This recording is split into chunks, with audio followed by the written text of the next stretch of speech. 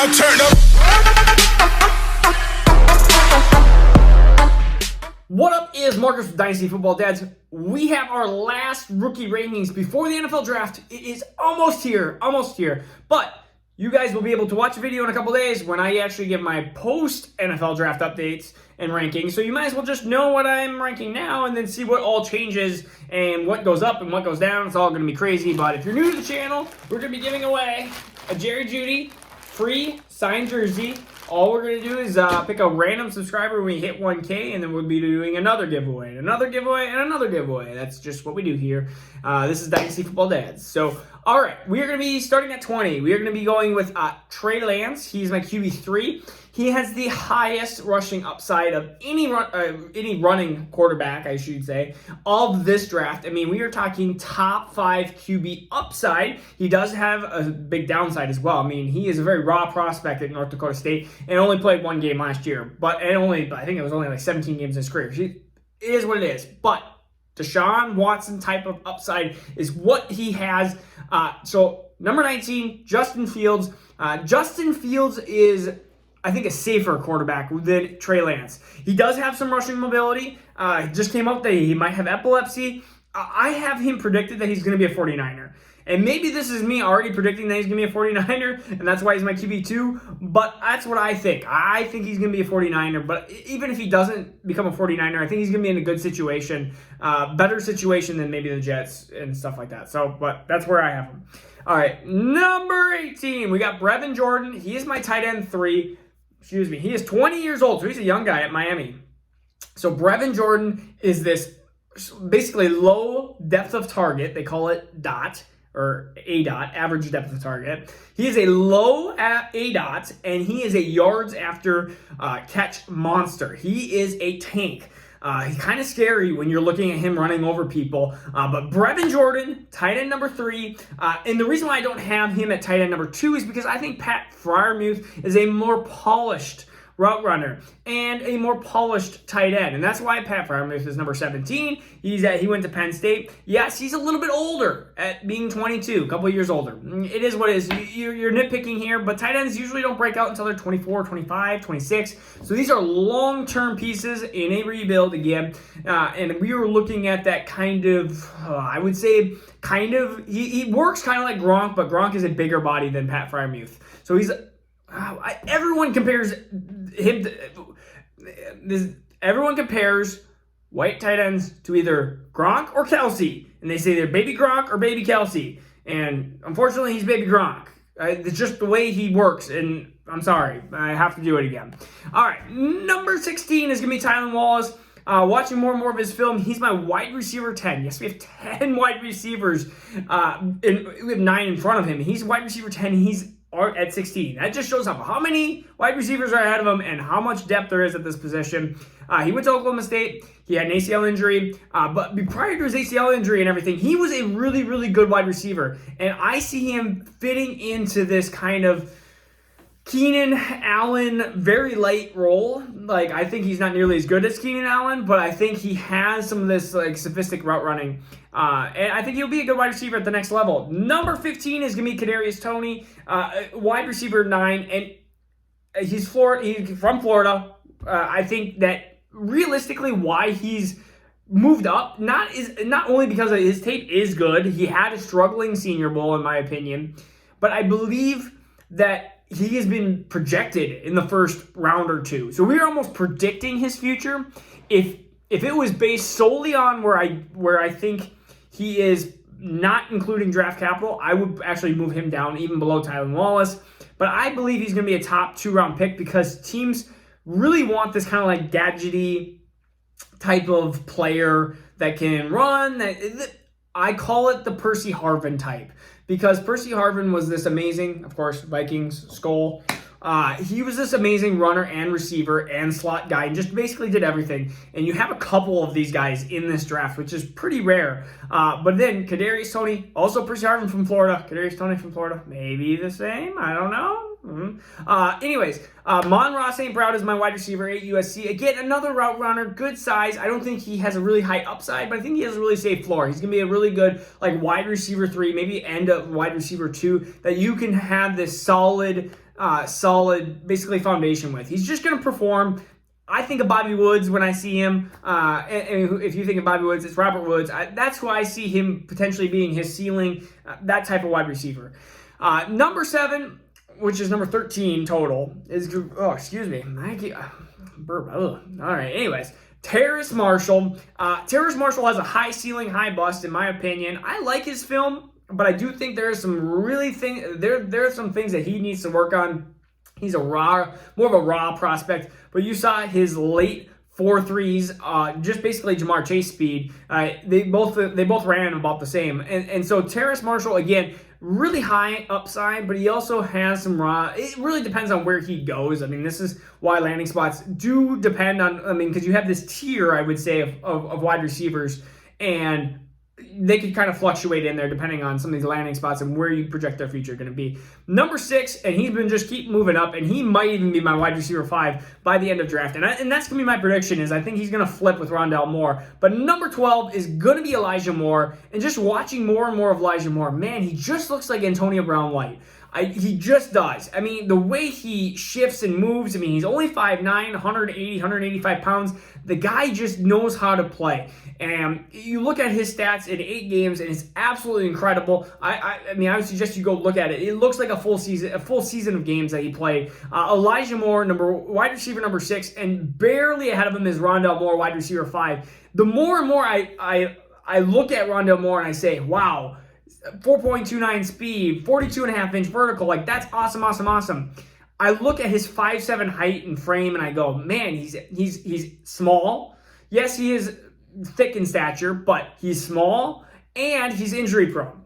Gosh, those are 2 things I don't really like when I'm going into the next level. I know he can perform as a freshman. He destroyed Ohio State. I understand that, but there was also some things that he struggled with. For how much of a hard worker I've heard he's been, he's also struggled with some drops in his career as well. Like Rondale Moore, wide receiver 5, he's 20 years old, but I am starting to just sour on him ever so slightly, and that's why those 2 might switch. My number 4 is pretty concrete for now until the NFL draft when things blow up in the moon. Oh, by the way, Ravens drafted they have another first-round pick. They're going to draft a wide receiver, and I'm not going to be happy about it. Who is going to get Raven bombed? Comment below. Who's going to be the Raven bomb that is just going to draft one of these wide receivers and it's going to suck the life out of them? It's going to be Rashad Bateman. I know it. I just know it. All right, anyways. Jaylen Waddle, my number 10 player, wide receiver 4. Now we're starting to get into starting to get into other positions, I swear. But he's 22. Jaylen Waddle is a human joystick. I mean, you look at his speed, his kind of lateral quickness and everything. He reminds me a lot of like a Tyreek Hill light. And I think that's his biggest comp has been Tyreek Hill light, and no one is ever Tyreek Hill, but I mean, Jaylen Waddle is the closest thing that we've seen. I mean, when people were like, oh, Henry Ruggs is Tyreek Hill. No, Henry Ruggs was not even close to Tyreek Hill. Henry Ruggs was, he was basically just a straight line speed guy. I mean, you're talking about Ross. He was like Ross versus, or like even like a Darius Heyward-Bey who was just straight line speed. That's what Henry Ruggs was. This guy is speed, but also can move. Like, he has some breakaway talent, and he's yards after catch. I really hope he goes somewhere fun. I like Jaylen Waddle. I just want him to go somewhere fun because I think it would be just good for the NFL to have him just break a bunch of different tackles. Like, please don't go to Green Bay because I don't want to root for him and against him at the same time. But anyways, number 9, we're going into Trevor Lawrence, a once-in-a-generation QB. But one QBs we just don't value as much, so we have to put him down here. So Trevor Lawrence is going to be my player number 9. And when we get into this situation, if you don't need a quarterback, draft Jaylen Waddle. If you're a couple of spots ahead and you really need a quarterback, draft Trevor Lawrence. Like, it's one of those things that these guys are so close, but they're just in different positions that you can kind of put them in their own tier. Number 8 is going to be Kyle Pitts. He's 20 years old. He's an amazing player. I will discuss tight end previously. Like, you haven't seen these tight ends go from the college level to the NFL level, and it's one of those things I would rather be wrong. I would rather draft him too low and be wrong and miss out on him than draft him and then have him be a part of the last 30 years of NFL history. And I would rather just be wrong on him. That's just all I want to say. He might be the outlier. But again, I would rather put my money on things that I know are more likely. And Kyle Pitts, that's why he's number 8 behind some of these elite running backs and wide receivers. Now, number 7 is Rashad Bateman. He's 21. He's a typical X wide receiver. I understand he just shrunk. He just imaginally shrunk like 2 inches and 20 pounds. Still my wide receiver 3. I mean, if you look at his tape, he has arguments to be wide receiver 1 in this class. But he doesn't have that elite breakaway speed. He's still an amazing, amazing player. Please, no Ravens. Don't draft him. Number 6 is going to be Jamar Chase. I think I'm like the lowest one that has Jamar Chase. There are things that I don't like about Jamar Chase. He uses strength to create separation, which is a thing that I don't like. I'd rather have people that are just open in general anyways. But if Jamar Chase goes to like Joe Burrow and they do a reunion together, then I'm going to probably have to, unfortunately, move him up. But I think that all these, like him and Davonte Smith, are going to have good landing spots. And I think Jamar Chase is an amazing player, but I just think that these wide receivers have to be behind these running backs. And I guess I'm called the Dynasty Football Dad. I'm also called the running back hoarder, king, whatever you want to call me. But whatever. It's a different strategy for a different person. But number 5 is going to be Davonte Smith. He's my wide receiver 1. Man, he keeps shrinking too. All these other wide receivers, Jamar Chase just is a solid foundation guy, and then everyone else is just like 130 pounds soaking wet. He's 166 pounds soaking wet, and he's 6 feet, 0.2 inches. He's 6 feet. All right. Anyways, so Davonte Smith, I don't care. He's 166 pounds. He's amazing at everything else. If he didn't perform at the NFL level, then I would have some or at the collegiate level, then I would have some questions.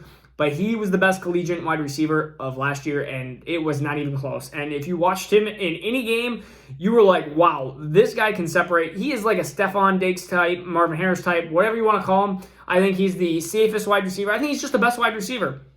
I want a guy that, I mean, looking at tape, he looks like 180 pounds. Look at Justin Jefferson's legs from last year. He does not look like he's a super thick guy. His legs are like this tiny. But you know what? When he's doing the gritty, it doesn't matter, okay? It doesn't matter. All right, now this is my boldest pick, and everyone knows it.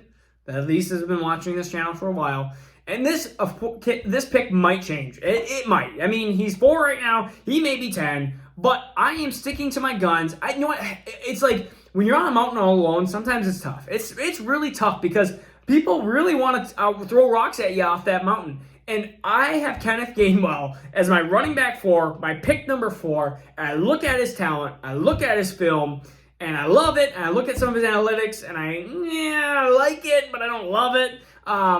His 40 was fine and stuff like that, but I mean, his 3-cone was a little slow, his lateral agility a little slow, but then I look at the tape, and I'm like, wow, he looked good. I saw what Antonio Gibson did at the next level, same team. Basically, Antonio Gibson was the beta to Kenneth Gainwell was the alpha. So why can't Kenneth Gainwell perform at the next level? But if he goes somewhere bad, or if he gets drafted in the 4th round and on, he's going to be shooting down the boards. But if he's a top 3-round pick, I'm going to be probably waving my flag of planting him at number 4 on my list. So just so you guys know. All right, number 3 is Javonte Williams. I really think that these top 3 running backs, you could just say, well, I mean, whoever gets drafted earlier has the better chance. If it's a different round. If one of them gets drafted in round 1, they're going to have a better chance at the next level. Fantasy football production-wise, I already did a video on it if you haven't seen it. But Javonte Williams, age 20, he's going to be the younger running back if you want a running back that has 2-3 years less. But, I mean, that doesn't really matter in my eyes because you're just looking at, honestly, you're looking at the first contract. When he goes from 20 to 24, 25, it's like you're looking at a guy that maybe Najee Harris that goes from 23 to 27. It's like, I mean, you're looking for 3-4 years. That's what you want from these running backs. And after a year, if you feel like they performed amazing and you want to dump them for a wide receiver, then you can definitely do that. And there's been stats showing that you are likely to be able to do that. But Javonte Williams, number 3, Travis Etienne, number 2. Travis Etienne, of course, that elite breakaway speed. And yeah, he was 215, and there's some questions about his weight and everything like that. But Travis Etienne is, I think, an amazing running back. And I think he'll be one of those guys that doesn't get 25 carries, but I think he'll get 20 touches and be really, really effective with those touches and be sometimes it's a little bit boomer bust type, but I think number one, Najee Harris is my RB1. I mean, he's been my RB1 since I started this channel. I mean, he's 23 years old. I understand that. But Najee Harris is just an amazing running back, and he keeps getting better every year. People talk about his top-end speed. I still think he's actually not that slow. I think he's like a 4. I think he's faster than Javonte Williams, who is like a 4.55 guy. I think Najee Harris might be like a 4.48 guy. And I honestly think that. And if he would go out there and run it, I think he would just cement himself as RB1. But he is pick 1, and that's where I have him right now. So, anyways, this is, again, Marcus Dynasty Football Dads. I can't wait till NFL draft time. We got Jerry Jeudy, free signed jersey. All you have to do is be a subscriber. When we hit 1K, we'll be giving that away. And then we can go on to the next one. All right, peace out. See you tomorrow. Now turn up.